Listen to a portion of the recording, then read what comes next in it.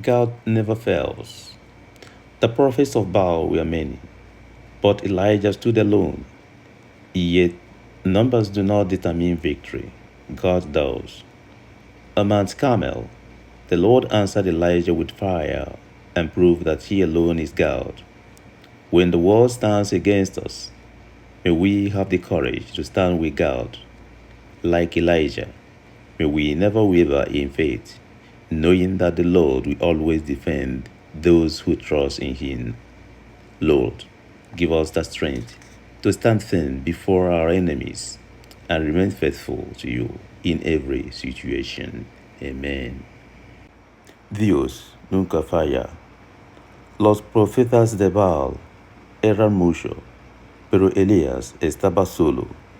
Sin embargo, la victoria no depende de los números, sino de Dios.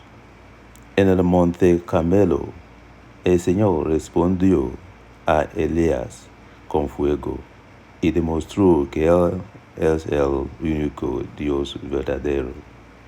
Cuando el mundo se levanta contra nosotros, que tengamos el valor de permanecer al lado de Dios. Como Elías, que nunca vaciemos en nuestra fe, sabiendo que el Señor siempre defiende a quienes confían en Él. Señor, danos la fuerza para mantenernos firmes ante nuestros enemigos y permanecer fieles a ti en toda circunstancia. Amen.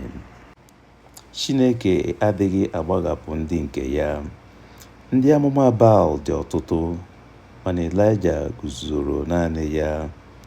Ma mmeri adịghị adabere n'ọnụọgụgụ mmadụ, kama ọ na-adabere na Chineke.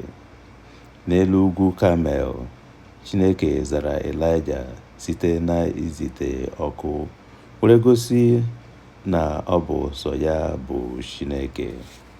Mgbe ụwa niile gbapụtara anyị azụ, ka anyị nwee obi siri ike iguzo na Chineke. Dịka Elijah, ka anyị ghara ịma jijiji n'okwukwe, ka anyị malụ na Chineke na-echekwa ndị niile tụkwasara ya obi mgbe niile.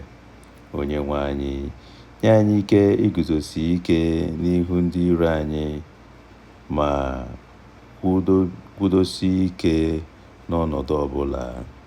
Amen. God bless you.